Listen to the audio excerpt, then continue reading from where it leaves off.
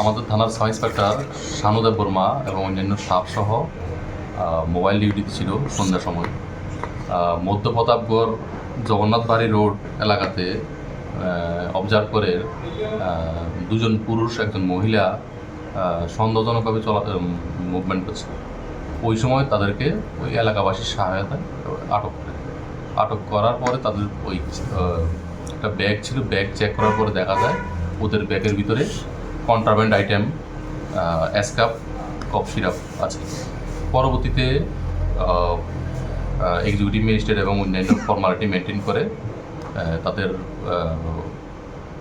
Bag থেকে তল্লাশি করে সর্বমোট 63 escape cough syrup contraband drugs উদ্ধার হয় এবং তাদের 3 জনকেই গ্রেপ্তার করা হয়।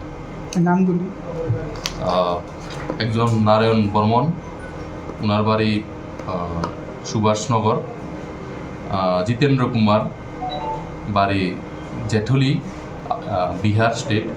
এবং একজন মহিলা শ্রীমতী নন্দিনী দেবী, ওনার বাড়ি লাগার, খাগারিয়া ডিস্ট্রিক্ট, বিহার।